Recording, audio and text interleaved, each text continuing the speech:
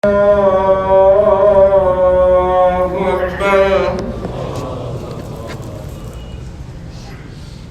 أن لا إله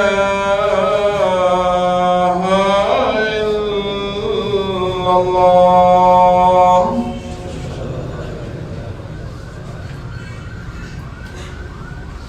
أشهد أن لا إله إلا الله.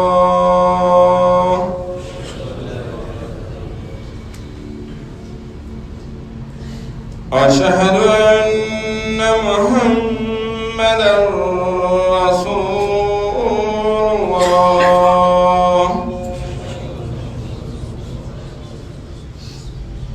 أشهد أن محمدًا رسول الله.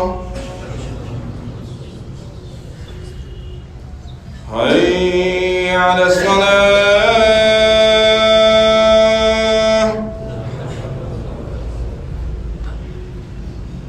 حي على الصلاة.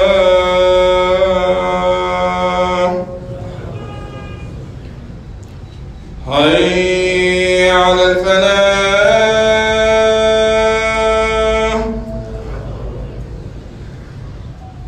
حي على الفلاح.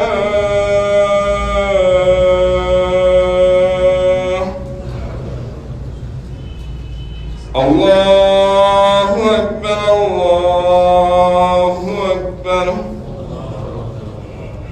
لا إله إلا الله.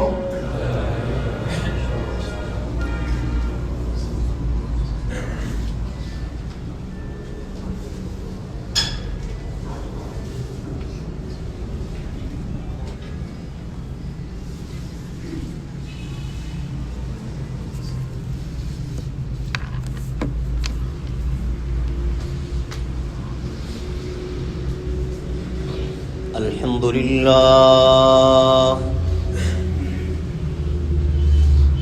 الحمد لله نحمده ونستعينه ونستغفره ونؤمن به ونتوكل عليه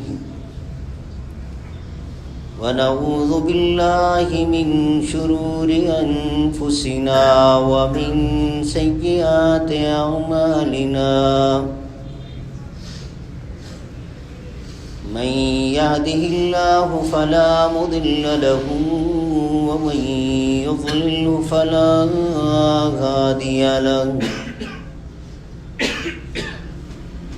وأشهد أن لا إله إلا الله وحده لا شريك له. وأشهد أن محمدًا عبده ورسوله أرسله بالحق بشيرًا ونذيرًا وداعيًا إلى الله بإذنه وسراجًا منيرًا. أما بعد فإن خير الحديث كتاب الله وخير الهدي هدي محمد صلى الله عليه وسلم وشر الأمور محدثاتها وكل محدثة بدعة وكل بدعة ضلالة وكل ضلالة في النار. من يطع الله ورسوله فقد رشد واهتدى ومن يعص الله ورسوله فقد ضل وغوى. اللهم صل على محمد وعلى آل محمد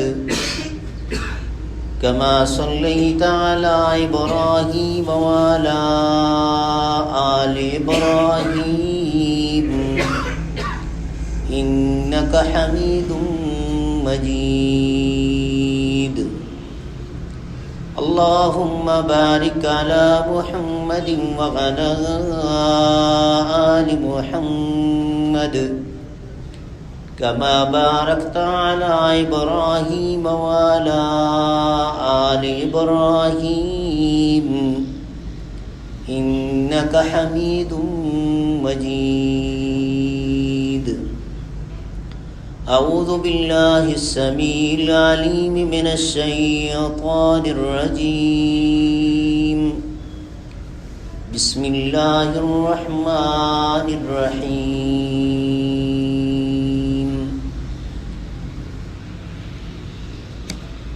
فإن آمنوا بمثل ما آمنتم به فقد اهتدوا وإن تولوا فإنما هم في شقاق فسيكفيكهم الله وهو السميع العليم صبغة الله ومن أحسن من الله صبغة ونحن له عابدون۔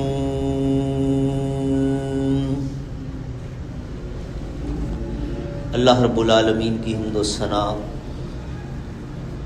اسی کے لیے تعریفات، تسبیحات، کبریائی اور بزرگی، جو اپنی ذات اور اپنی ایک ایک صفت میں بالکل اکیلا، منفرد، بے مثل اور بے مثال ہے۔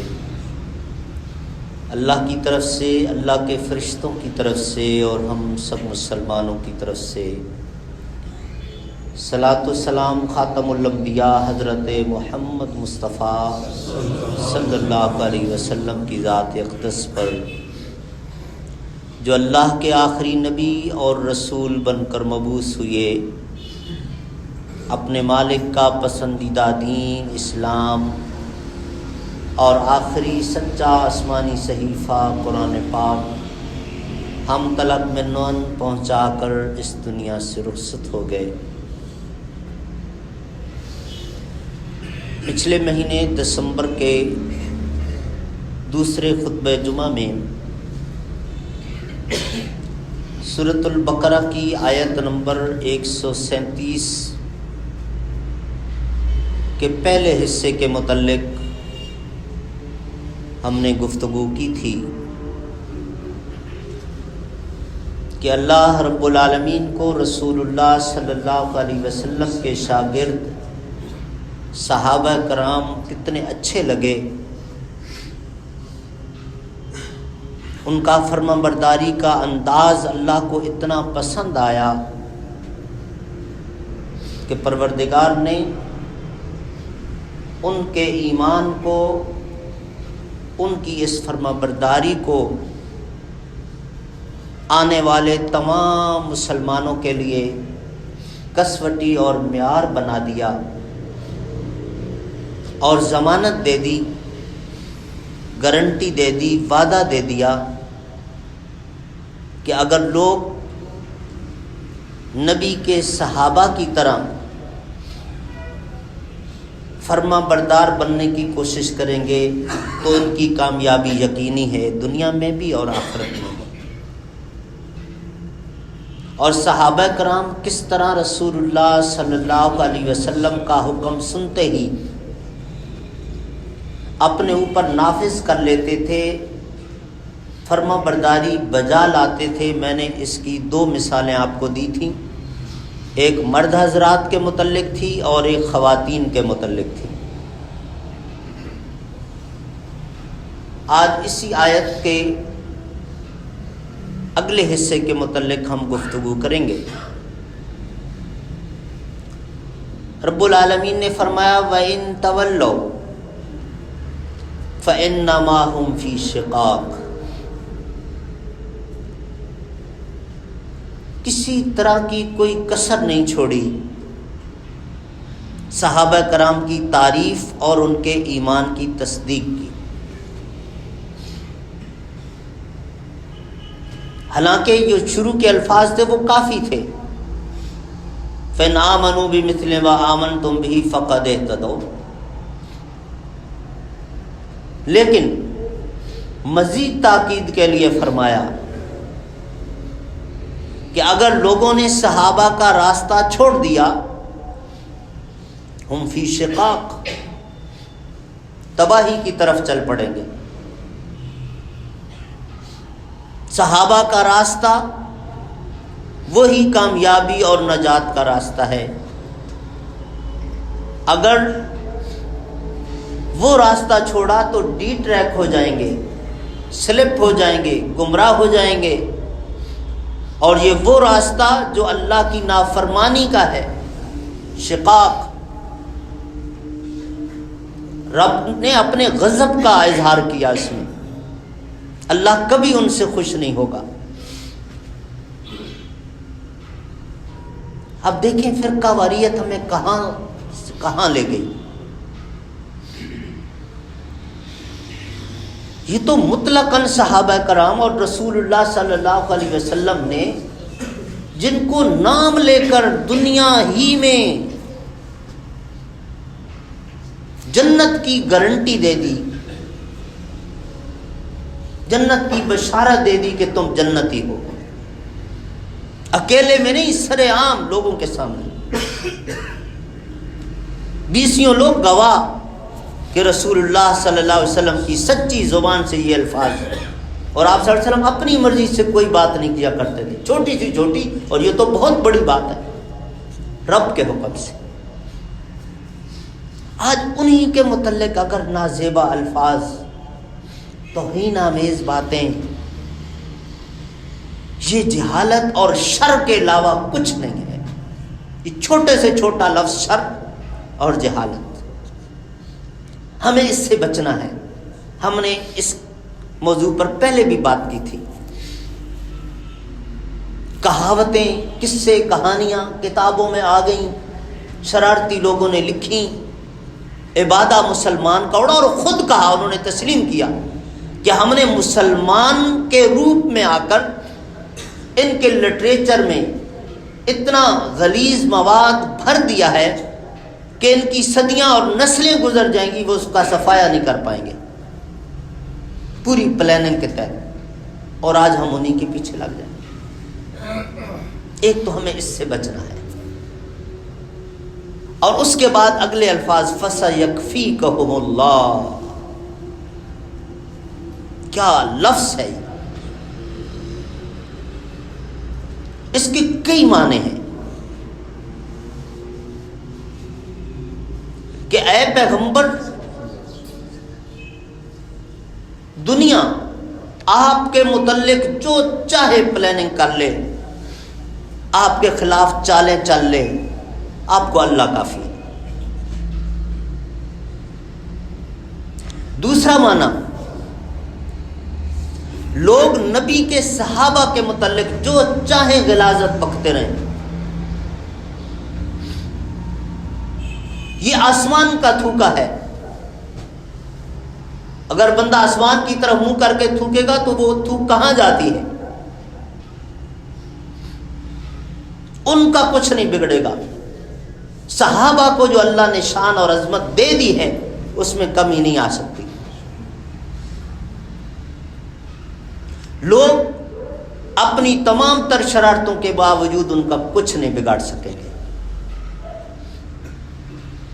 اور پھر یہ وہ لفظ ہے کہ جس کی تلاوت کے دوران رسول اللہ صلی اللہ علیہ وسلم کے داماد، تیسرے خلیفہ راشد حضرت عثمان رضی اللہ تعالی عنہ کی شہادت ہوئی، ان کی گردن کاٹ دی گئی.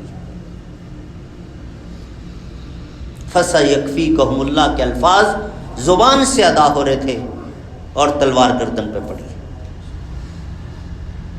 اور حضرت عثمان کی بات آئی ہے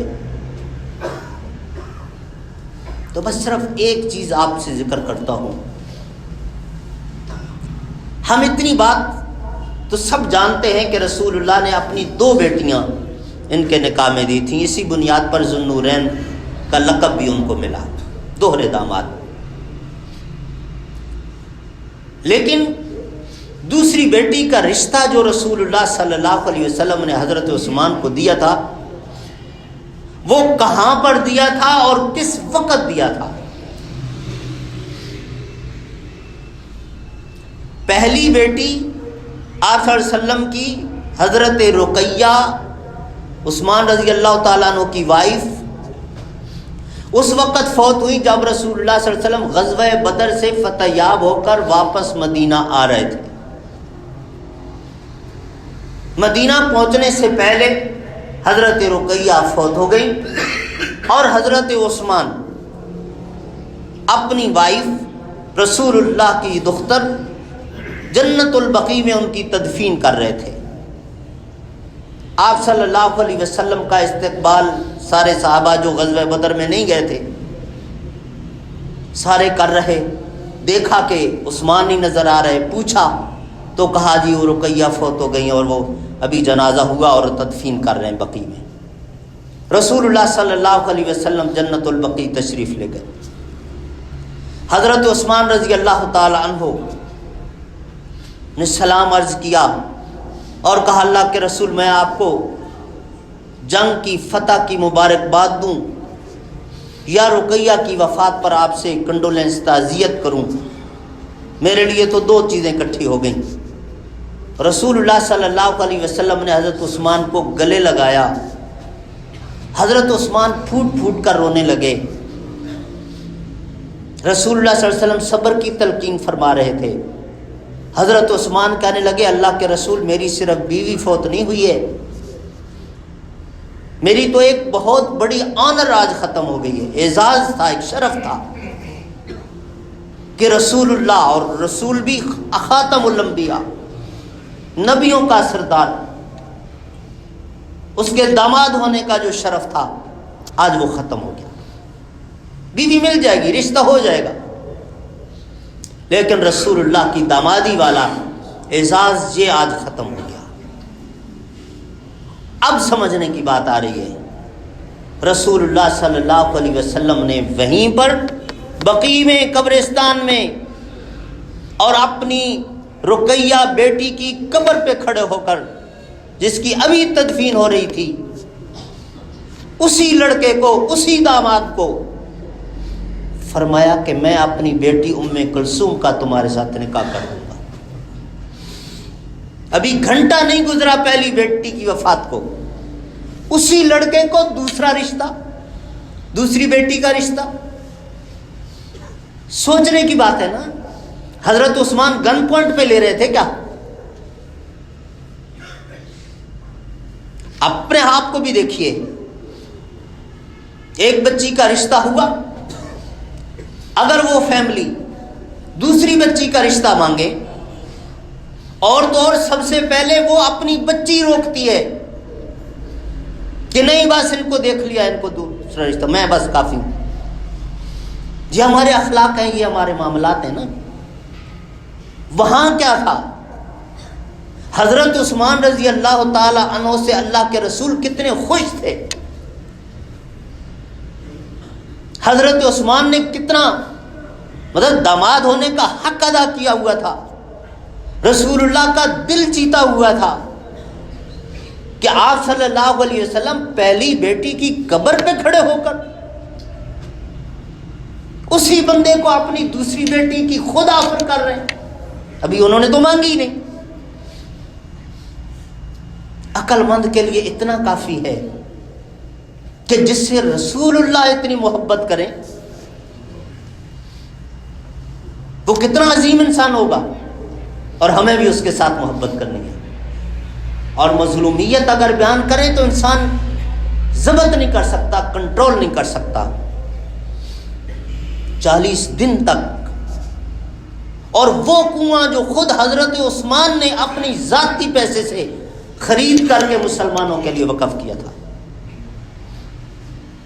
میٹھے پانے کا کنواں بیر روما، وہ ایک الگ داستان ہے۔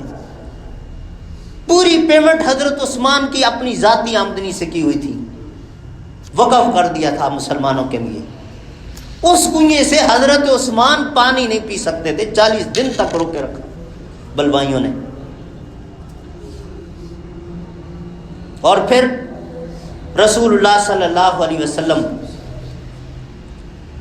کے نواسے حضرت حسن اور حضرت حسین نوجوان ہو رہے تھے اس وقت۔ حضرت علی رضی اللہ تعالیٰ عنہ نے اپنے ان دونوں بیٹوں کو بھیجا کہ جاؤ، حالات بہت خراب ہو چکے ہیں، حضرت عثمان کو میں بہت کہہ رہا ہوں لیکن نہیں مان رہے، تم جاؤ اور جا کے پہرا دو حضرت عثمان کے دروازے پر، کوئی شرارتی آدمی ان کے گھر میں گھسنے نہ پائے۔ سیکورٹی کے لیے حضرت حسن اور حضرت حسین کو بھیجا۔ حضرت عثمان رضی اللہ تعالیٰ عنہ کو جب پتہ چلا کہ حضرت حسن اور حضرت حسین آ کے دروازے پہ کھڑے ہیں، آئے اور کہا بیٹا آپ واپس چلے جاؤ، آپ واپس چلے جاؤ، آپ بہت عظیم لوگ ہو، نبی کے نواسے ہو، میں نہیں چاہتا ہوں کہ یہ فسادی لوگ میری وجہ سے تم پر ہاتھ اٹھائیں۔ کہا ہمیں بابا نے بھیجا ہے، والد صاحب نے بھیجا ہے، حضرت علی نے بھیجا ہے، کہا بس میرا سلام کہہ دینا، واپس چلے جاؤ، اگر خون ہونا ہے تو میرے اکیلے کا ہو، میرے ساتھ کسی اور کا خون رسول اللہ کے شہر میں نہ ہو۔ اب یہ فساد پہ اتر آئے ہیں تو میں نہیں چاہتا ہوں کہ میری وجہ سے کوئی اور بھی، واپس بھیج دیا۔ اور پھر قرآن پاک کی تلاوت میں مصروف تھے اور اس لفظ پر جب پہنچے ان کی تلوار گردن میں پڑ گئی، قرآن کے وہ الفاظ بھی خون آلود ہو گئے۔ تو حضرت عثمان رضی اللہ تعالیٰ عنہ کو مبارک ہو کو قرآن کی تلاوت کرتے ہوئے اس دنیا سے گئے، اور پھر لفظ بھی کیا، فَسَيَكْفِيكَهُمُ اللَّهُ، اللہ کافی آپ۔ دیکھیں ایک اور بات بھی سمجھ میں آتی ہے، میں ہمیشہ آپ سے کہتا ہوں ایک ایک لفظ قرآن پاک کا اس کو اپنی عملی زندگی پہ لگا کے دیکھیں، لنک کر کے دیکھیں۔ قرآن اس لیے آیا ہے، گائیڈ بک اس لیے ہے، ورنہ تو ہسٹری ہے۔ کامیابی کا معیار بھی بتا دیا دوسرے لفظوں میں، جان چلی جانا نقصان نہیں ہے، فیل ہونا نہیں ہے۔ اللہ کے راستے میں بندہ حق پر ہو اور اگر اس وقت جان جا رہی ہے، ٹھیک ہے اس پر ظلم ہو رہا ہے، لیکن وہ اللہ کے ہاں کامیاب ہو رہا ہے۔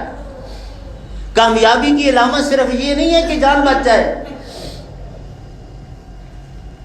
جیسے وہ جملہ کہا جاتا ہے نا، بعض اوقات بندہ ہار کے بھی جیت جاتا ہے، بندہ جان دے کے جیت رہا ہے،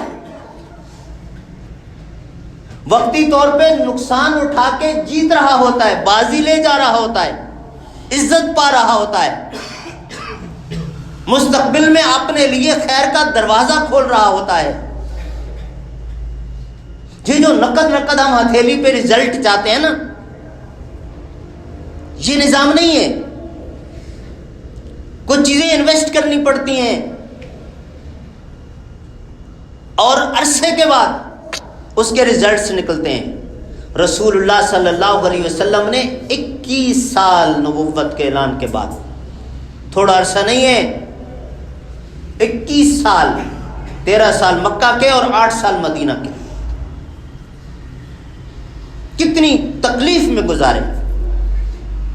کوئی گھنٹہ ایسا نہیں گزرتا تھا کہ ظالموں کی طرف سے کوئی نہ کوئی حملہ نہ ہو رہا ہو۔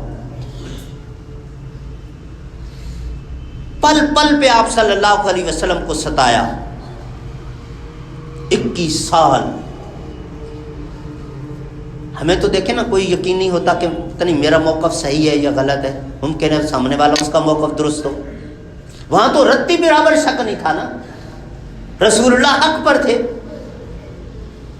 اور اللہ رب العالمین اس پر قادر تھا کہ ان سارے دشمنوں کو ایک کن کا لفظ کہہ کے ملیامٹ کر دیتا۔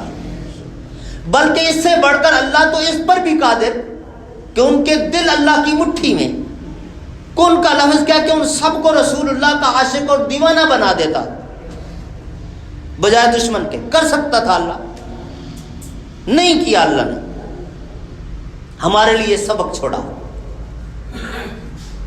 ان گھاٹیوں سے گزرنا ہوگا، ایسا تمہارے ساتھ ہوگا۔ کامیابی کے لیے، فتح کے لیے، عزت کے لیے، بڑے مقام کے لیے قربانیاں بھی زیادہ دینی پڑتی ہیں، اسٹرگل بھی زیادہ کرنی پڑتی ہے۔ 21 سال کے بعد مکہ فتح ہوا اور رسول اللہ صلی اللہ علیہ وسلم۔ تو میرے بھائیوں، یہ دنیاوی زندگی یہ ہے ہی ابتلا کی زندگی، امتحان کی زندگی۔ یہ پیریڈ جو ہمیں ملا ہوا ہے، یہ جد و جہد اور مشقت کے لیے ملا ہوا ہے، یہ عیاشی کے لیے نہیں ملا ہوا۔ وہ سارا اللہ وہاں کروائے گا جنت میں۔ یہ چھوٹا سا پیریڈ ہے، اس کے لحاظ سے کوئی چند سیکنڈز بنتے ہیں۔ ہمارا جو 60 65 سال 100 سال بھی زندگی، یہ کچھ نہیں، یہ چند سیکنڈز ہیں۔ یہ محنت کے لیے ہے۔ گرمیوں میں ہم ایئر کنڈیشن چلا کے سوئے ہیں، اس لیے فجر کی نماز نہیں پڑھ سکے۔ سردیوں میں ہم گرم گرم کمبل میں ہیں، اس لیے فجر کی نماز نہیں پڑھ سکے۔ اور دن میں بھی پورا دن ہمارا کیسے گزرتا ہے، ہر شخص اپنا احتساب خود کرے۔ ضائع کر رہے ہیں ہم وقت، مہلت جو اللہ تعالیٰ کی طرف سے دی ہوئی ہے، ضائع کر رہے ہیں۔ ایک ایک لمحہ قیمتی ہے کہ ہم اللہ کے دیے ہوئے راستے پر آ جائیں۔ اور یہ بھول جائیے کہ پھولوں کی سیج وہ جنت کا راستہ ہے۔ جنت کا راستہ ایسا نہیں ہے۔ احسب الناس ان یترکوا ان یقولوا آمنا وہم لا یفتنون۔ ان آزمائشوں سے گزرنا پڑے گا، کانٹے دار راستے سے گزر کے جنت ملے گی۔ تھوڑا سا، بالکل وقت تھوڑا سا، یہ اللہ کے لیے بندہ لگا دے اور اس کے بعد ہمیشہ وہاں۔ دنیا کی ان لذتوں، ارے اللہ نے تو ان سے بھی منع نہیں کیا، بس کہا کہ ان لذتوں سے فائدہ اٹھاتے وقت ذرا اپنا اصل ہدف جو ہے، اپنا جو ٹارگٹ ہے وہ نہ چھوڑ دینا، بس اتنی سی بات ہے۔ میں اکثر آپ سے کہتا ہوں، اچھے سے اچھا کھانا کھائیں، اچھے سے اچھا لباس پہنیں، اچھے سے اچھا گھر بنائیں، اچھی سے اچھی سواری رکھیں، شریعت نہیں روکتی ہے۔ حلال پیسے سے، قوم کا پیسہ نہ ہو، رشوت، سود، چوری، ڈکیتی، ہیرا پھیری کا پیسہ نہ ہو۔ اور اس کے بعد اچھی گاڑی میں بیٹھ کر، اچھے گھر میں رہ کر، اچھا لباس پہن کے، پراؤڈنس نہ آ جائے، تکبر نہ آ جائے، غرور نہ آ جائے، اور زیادہ عاجزی آئے، انکساری آئے، بندہ کامیاب ہے۔ حضرت سلیمان علیہ السلام کی کتنی بڑی مثال ہمارے سامنے ہے۔ ایسی حکومت دنیا میں کسی اور نبی کو بھی نہیں ملی۔ پرندے بھی، کیڑے مکوڑے بھی، اللہ رب العالمین۔ چند روز پہلے میں ایک جگہ پہ پڑھ رہا تھا، اس بڑی زبردست بات، دو طرح سے اللہ آزماتا ہے،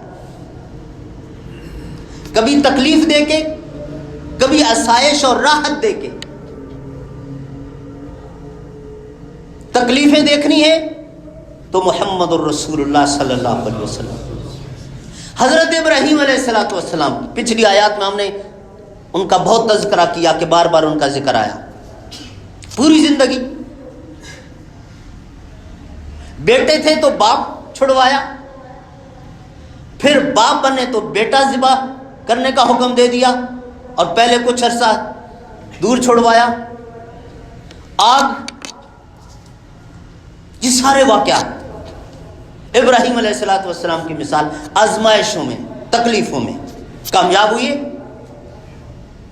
دوسری طرف مثال حضرت سلیمان علیہ السلام کی یہ بادشاہت دے کے، نعمتیں دے کے، اب حضرت سلیمان علیہ السلام معاذ اللہ کوئی ناکام ہوئے؟ کیا وہ ولی اللہ نہیں؟ اولیاء اللہ کے بھی سردار نبی تھے۔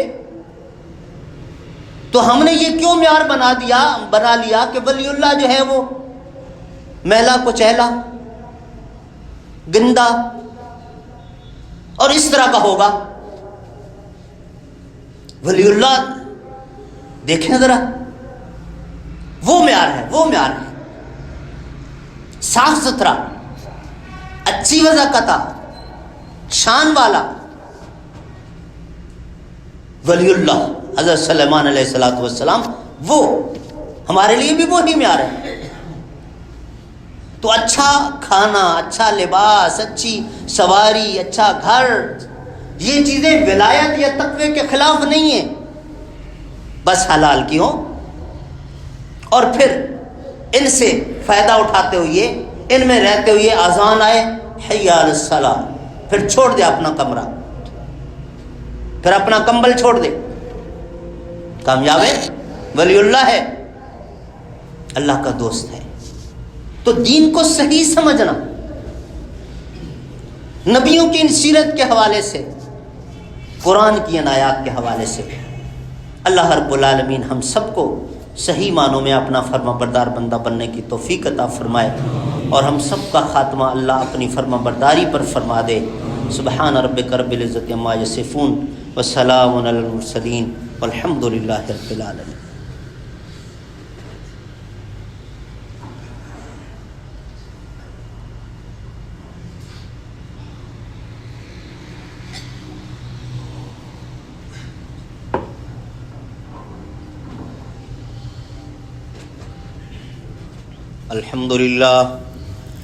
الحمد للہ نحمده ونستعینه ونستغفره ونؤمن به ونتوکل علیہ ونعوذ باللہ من شرور انفسنا ومن سیئات اعمالنا، من یهده اللہ فلا مضل له ومن یضلل فلا ہادی له، واشهد ان لا الہ الا اللہ وحدہ لا شریک له، واشهد ان محمدا عبدہ ورسولہ۔